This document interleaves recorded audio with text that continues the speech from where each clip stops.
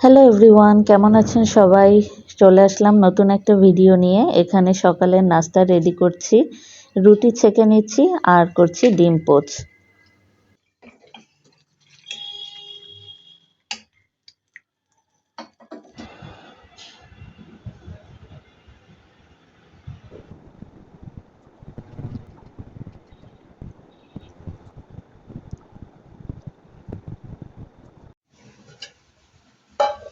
নাস্তা শেষ করতে না করতে বাজার চলে আসলো, তো এখন বাজার গোছানোর পালা। আজকে বাজার থেকে কাটা ডুমুর নিয়ে আসছে। এই ডুমুরগুলো কেটে বিক্রি করলে অনেক সুবিধা হয়, বাসায় এসে কোটাকুটিরা ঝামেলা থাকে না। ডুমুরগুলো আমি হলুদ আর লবণ দিয়ে আগেই সেদ্ধ করে নিই, এরপর যতটুকু রান্না করার ততটুকু নিয়ে বাকিগুলো আমি বক্সে ডিপে রেখে দিই। আরও এনেছে চিংড়ি মাছ। চিংড়ি মাছগুলো আজকে আর রান্না করব না, তাই বক্সে করে এগুলোকে ডিপে রেখে দিব।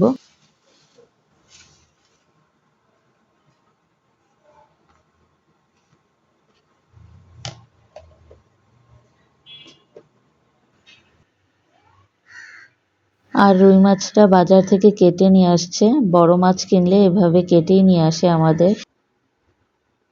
আর এখানে আছে সবজি বাজার।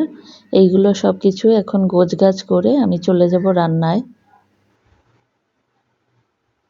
তবে এই সব কিছু গোছানোর আগেই আমি ডুমুর সেদ্ধ হতে বসিয়ে দিয়েছিলাম। তো ফার্স্টেই এখানে ডুমুর ভাজি করে নিচ্ছি। চিংড়ি মাছ দিয়ে ডুমুর ভাজি আমাদের বাসার সবাই খুব পছন্দ করে।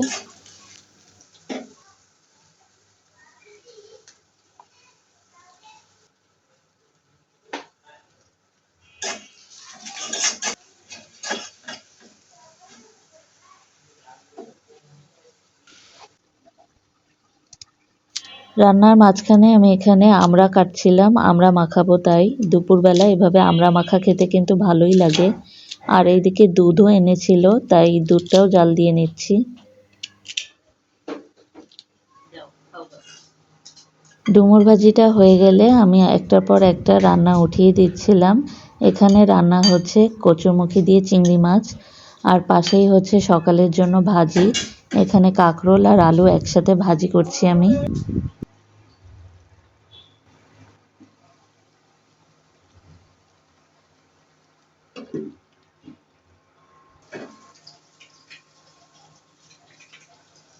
আর রান্না করেছিলাম রুই মাছ দিয়ে পটলের পাতলা ঝোল। এই যে আমার সব রান্নাবান্না কমপ্লিট। এখানে আছে ডুমুর ভাজি, এটা হচ্ছে সকালের জন্য কাঁকরোল ভাজি, এখানে আছে কচুরমুখী দিয়ে চিংড়ি মাছ আর রুই মাছ দিয়ে পটলের পাতলা ঝোল। এইগুলোই ছিল আমাদের দুপুরের আয়োজনে। আজকের ভিডিওটা এই পর্যন্তই ছিল, আশা করি আপনাদের ভালো লাগবে। আজ এই পর্যন্তই, আল্লাহ হাফেজ।